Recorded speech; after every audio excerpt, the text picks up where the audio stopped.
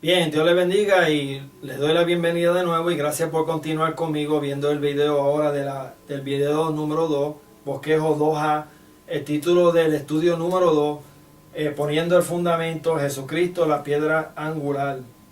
Y en la cita bíblica de este bosquejo dice así: porque debiendo ser ya maestros, después de tanto tiempo, tenéis necesidad de que se os vuelva a enseñar cuáles son los primeros rudimentos de la palabra de Dios, y habiendo llegado a ser tales que tenéis necesidad de leche y no de alimento sólido. Hebreos 5, versículo 12. ¿Se dan cuenta?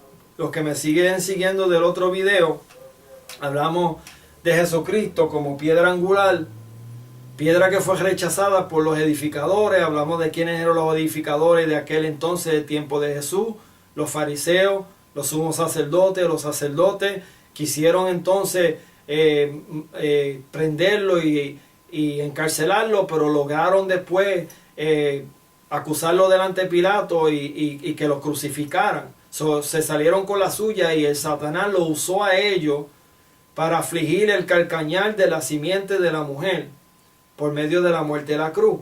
Pero al Cristo resucitar, Él hiere la cabeza de la simiente de la serpiente, que es Satanás.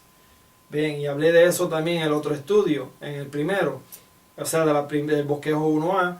Y entonces hablamos de Cristo como la piedra angular, la que fue rechazada. Pues ahora Pablo aquí le dice a estos hebreos, capítulo 5, de lo que yo le hablé también en el primer video, que el trabajo de los líderes, incluyendo en el tiempo de Pablo ahora, después de Jesús, que escoge a Pablo, lo llama, los que ustedes conocen la historia, Saulo de Tarso fue el que persiguió a la iglesia después de Jesús. Jesús se le aparece en el camino, cuando él iba en camino a Damasco, con cartas para encarcelar a los cristianos, porque era uno de esos fariseos del mismo grupo de los que lograron acusar a Jesús y entregarlo a Pilato para que lo crucificara. Pablo salió de ese mismo grupo de fariseos celosos de la ley, persiguiendo ahora a los seguidores de Jesús, de Jesucristo, que había resucitado, y que los fariseos y los sacerdotes se inventaron la historia, que le dijeron a Pilato y le dijeron a los soldados que le dijeran a Pilato que el cuerpo de Jesús había sido robado. Esa historia permanece hasta el día de hoy. Los judíos que todavía guardan la ley de Moisés, ellos creen lo que les enseñaron desde pequeños a través de todos estos 2000 años, de que el cuerpo de Jesús fue robado. Los discípulos de Jesús se robaron el cuerpo, y que esto del cristianismo es algo que comenzaron ellos, un mito, pero que es algo que está establecido en una falsedad. Mientras que la palabra de Dios registra que más de 500 personas personalmente vieron y estuvieron con Jesús. ¿Se dan cuenta? Que usted sabe que en cualquier corte de nuestros días eso hubiera probado de que Jesucristo sí resucitó y que no fue que se robaron el cuerpo. Pero ellos lograron, como en los tiempos modernos, ellos lograron reprimir la historia y cambiar la historia, porque también los romanos después se dieron cuenta que Jesús también había resucitado. Ellos oyeron de los mismos informes, y la historia dice que ellos se confrontaron con los fariseos y ellos tuvieron que tapar la misma mentira, porque ellos también tuvieron culpa por haber crucificado a un hombre inocente y por haber crucificado al Hijo de Dios. Alabado sea el Señor. Hasta este día todavía la misma mentira permanece, de que se robaron el cuerpo de Jesús, y eso es lo que todavía los fariseos y la mayoría del mundo musulmán y mucha gente todavía creen esa misma mentira. Pablo le está hablando aquí a estos hebreos diciéndole, amén, que después de tanto tiempo, que todavía tienen necesidad de volverle a enseñar que los primeros rudimentos, esto que le voy a enseñar ahora, de la palabra, y habéis llegado a ser tales que tienen necesidad de leche en vez de estar comiendo o recibiendo alimentos sólidos. lo que yo le estaba hablando en el primer video, que este es el trabajo de los líderes, de los pastores, los maestros, de preparar a los hermanos para recibir ya el alimento sólido. Ese alimento sólido ya viene del mismo Jesús, cuando Él abre la mente de Él, por medio del Espíritu Santo, en la comunión íntima entre nosotros y Él nos revela cuál es ese alimento sólido, amén, y nos revela cuál es su voluntad para nuestras vidas, para que nosotros cumplamos con aquellas cosas que Él preparó de antemano, para que caminemos en ellas. Bien, y ahora comienzo a entrar en la parte número 2. Dice el fundamento, la base de Cristo sobre la cual edificamos nuestras vidas, conocido como los rudimentos de la doctrina de Cristo. ¿Ve?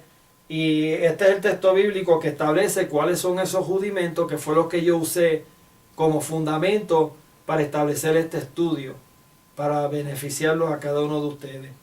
Dice la palabra, por tanto, dejando ya los rudimentos de la doctrina de Cristo, vamos adelante a la perfección. Hacia allá es que estamos supuestos a ir los maduros, hacia la perfección.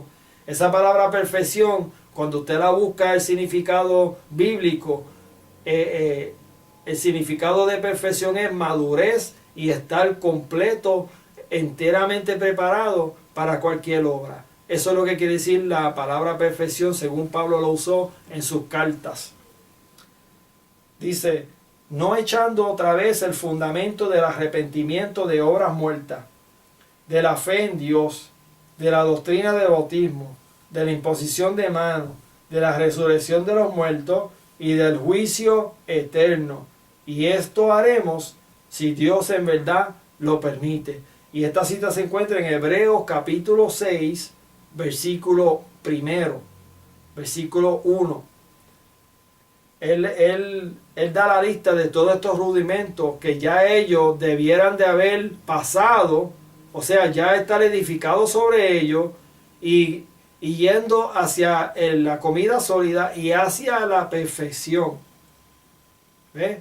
Pero entonces él le dice que en vez de ya ellos haber tenido este fundamento y ya está el camino a la perfección, tiene necesidad de volver a repasar estos mismos fundamentos.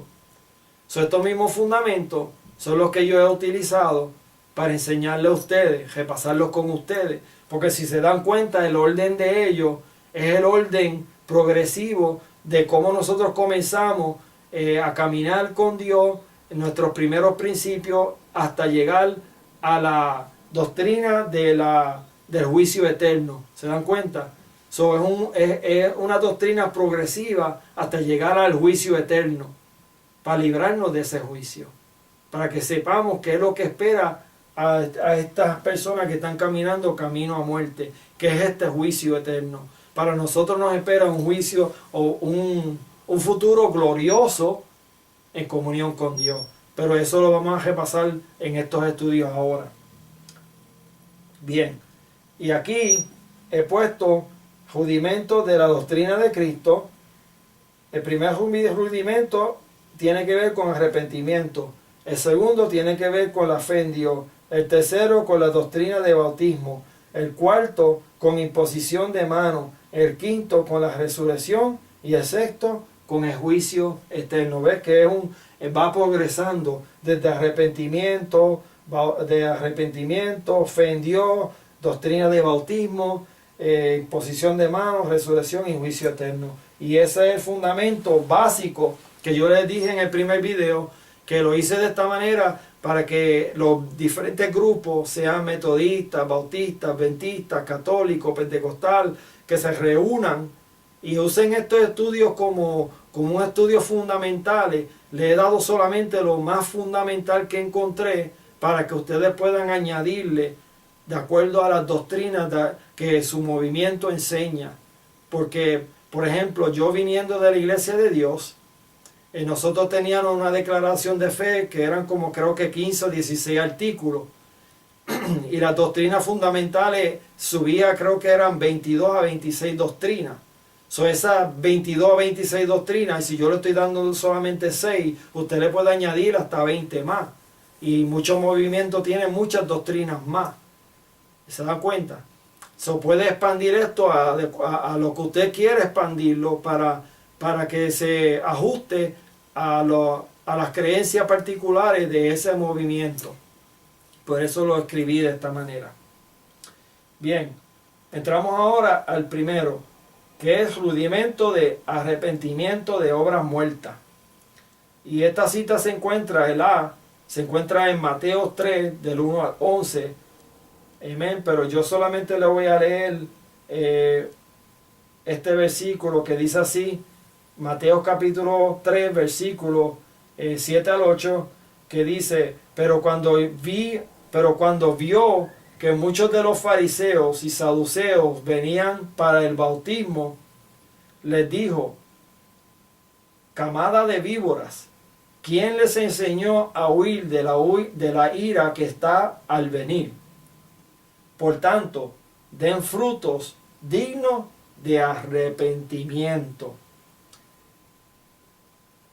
Amén. Cuando Juan el Bautista vio que estos fariseos venían y saduceos y venían a bautizarse con él le dijo, víbora, camada de víbora, ¿quién les enseñó a ustedes a huir de la ira venidera que está por manifestarse? ¿Recuerdan en el primer video que le leí lo que Jesús, la parábola que él les dijo, que él les dijo, Dios nos libre, porque entendieron que los labradores de la viña eran ellos, y que al regresar el dueño de la viña le iba a reclamar? ¿Se dan cuenta? Y después Jesús le habla de la piedra angular, de que cayera sobre ella, se iba a despedazar, o que la piedra le cayera, se iba a hacer polvo. Y ellos quisieron arrestarlo y echarle mano, pero temieron al pueblo, porque ellos entendieron que Jesús se estaba refiriendo a ellos. Eso vino después de este pasaje. Vino después. Quizás de los que estaban aquí huyendo, o sea, viniendo a bautizarse, quizás de esos fariseos hubieron algunos allí presentes y oyeron entonces lo que Jesús les dijo.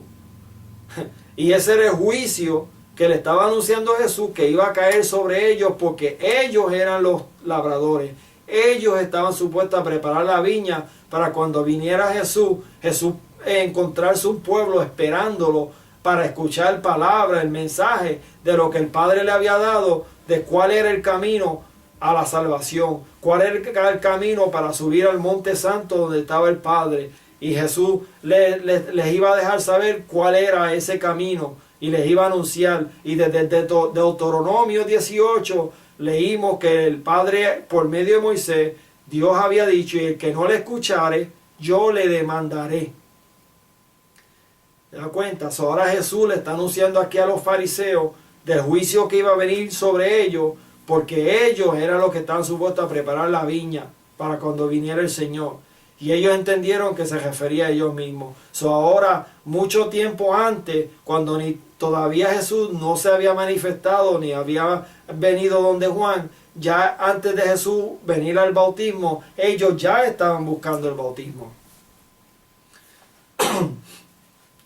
Ellos ya estaban viniendo donde Juan.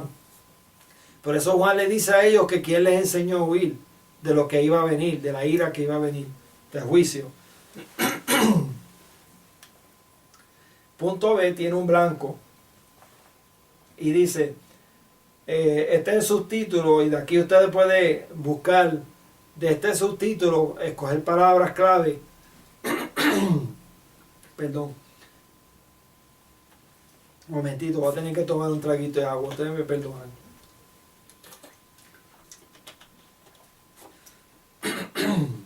Ya llevo más de 1 hora hablando y por eso tengo la garganta seca. Bien, en este subtítulo usted puede escoger las palabras clave que le van a ayudar a conseguir el versículo en la concordancia. Dice, a los gentiles ha dado Dios arrepentimiento. Las palabras claves aquí son a los gentiles o arrepentimiento. Si usted busca en la concordancia gentiles o arrepentimiento, busque la concordancia un subtítulo que se parezca a este, y ese le va a dar la contestación de la cita bíblica. Punto C. Hebreos capítulo 6 del 4 al 6. Dice, renovados para arrepentimiento. Entonces ahora entramos a la parte de la asignatura. Yo le voy a dar unos segundos para que pausen el video, vayan y busquen las contestaciones. Luego prosigan con el video para comparar las contestaciones con las que yo le voy a proporcionar. Voy a dar unos segundos.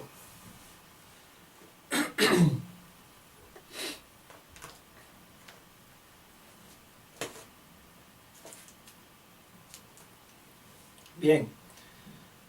Ok, entramos ahora a la parte de la asignatura. Le voy a dar la contestación. La número 1 dice, busca en la concordancia arrepentimiento y consigue la cita que corresponde al blanco. Hechos capítulo 11, versículo 18 es la contestación. Entonces dice así, al oír esto se calmaron y glorificaron a Dios diciendo, así que también a los gentiles ha concedido Dios el arrepentimiento que conduce a la vida. De acuerdo a esta cita bíblica, cuando los judíos oyeron el testimonio de Pedro, de acuerdo al pasaje, Pedro vuelve y les testifica de lo que sucedió allí. Ellos se gozaron porque dijeron, de modo que Dios ha concedido a los gentiles, los gentiles le ha concedido Dios arrepentimiento que conduce a la vida. Y esto es sumamente importante y lo voy a estar elaborando según vaya ahora en este estudio entrando, porque esta es la primera ocasión en la que se convierte en un grupo de gentil.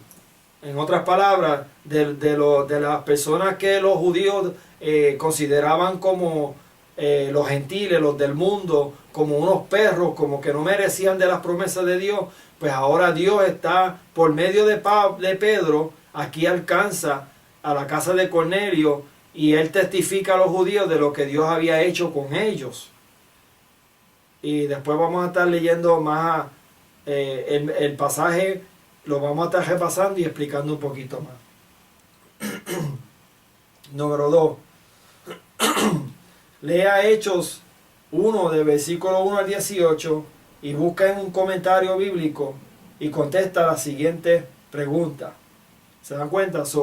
En la próxima asignatura yo lo mandé a ir al comentario bíblico, leer el pasaje completo, ir al comentario bíblico y conseguir estas preguntas. ¿Por qué fue sumamente importante que Pedro y sus acompañantes vieran lo que Dios hizo con los gentiles? ¿Dan cuenta? ¿Por qué fue sumamente importante que Pedro y sus acompañantes vieran lo que Dios hizo con los gentiles?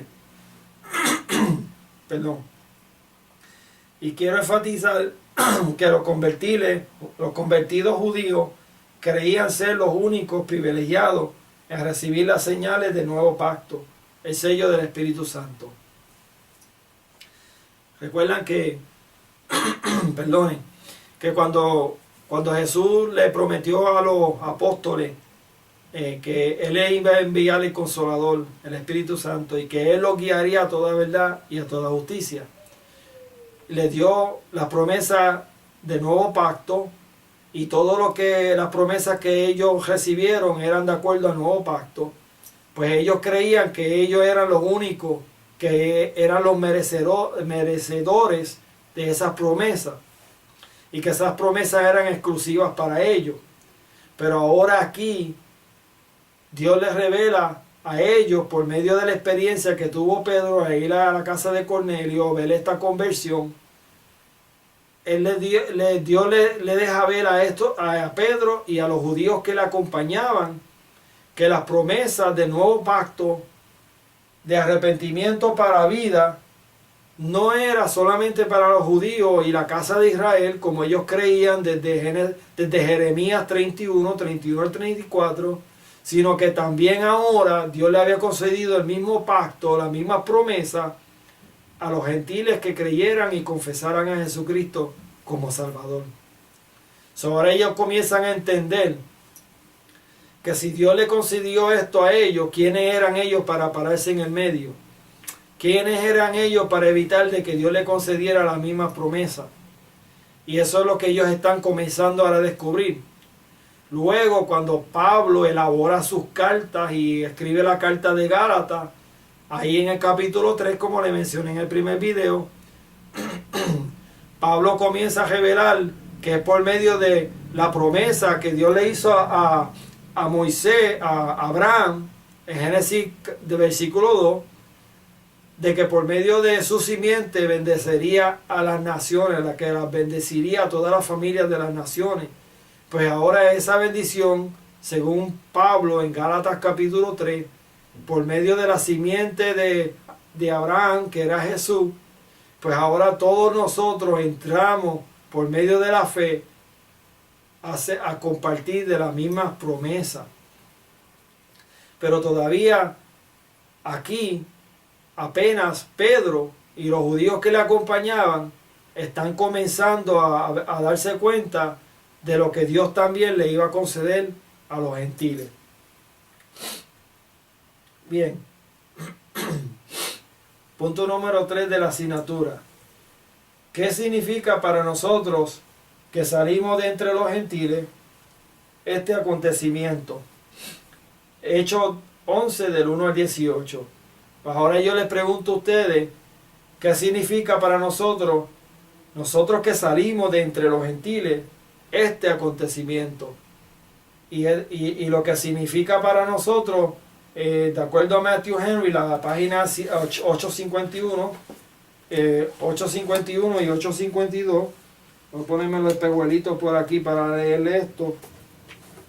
Este es el comentario bíblico de Matthew Henry. Este comentario está incluido en los comentarios de Isor en la Biblia electrónicamente. Le voy a leer lo que dice la página 851 a 852, que dice, y leo, dice: el estado imperfecto de la naturaleza humana se manifiesta con mucha fuerza cuando personas santas se molestan aún al oír que ha recibido la palabra de Dios, porque no se prestó atención a su método. Somos muy dados a desesperar de hacer el bien a los que al probarlos muestra que tienen deseo de ser enseñados. Causa de la ruina y de daño de la iglesia es excluir de ella y del beneficio de los medios de gracia a los que no son como nosotros en todo. Pedro contó todo lo pasado. En todo momento debemos soportar las debilidades de nuestros hermanos. En lugar de ofendernos, de contestar tibiamente, debemos explicar los motivos y mostrar la naturaleza de nuestros procedimientos. Ciertamente es correcta la predicación con la que se da del Espíritu Santo.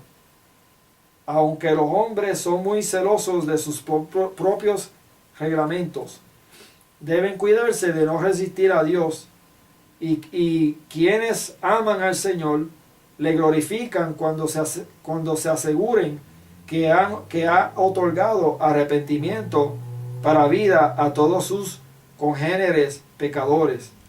El arrepentimiento es don de Dios. No solo lo acepta de su libre gracia, su gracia omnipotente obra en nosotros. La gracia quita el corazón de piedra y nos da uno de carne. El sacrificio de Dios es un espíritu quebrantado. Alabado sea Dios. Ve aquí, Matthew Henry está hablando también acerca de en los tiempos modernos, los tiempos nuestros, cuando quizás en alguna de nuestras iglesias aparece el peor pecador, quizás oliendo a ron o mal vestido, quizás con mal olor, y viene a la iglesia. Muchas veces, en muchas iglesias, ni tan siquiera lo dejan entrar.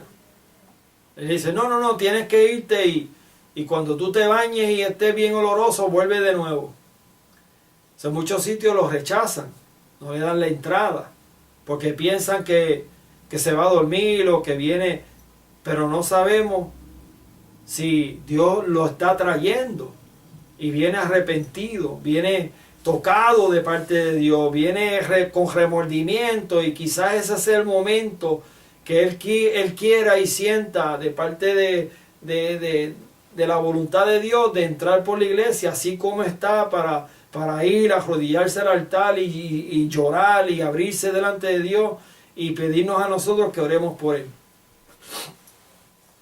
Pero por nosotros prejuiciarlo, puede ser que lo echemos fuera y ni tan siquiera lo dejemos pasar por la puerta.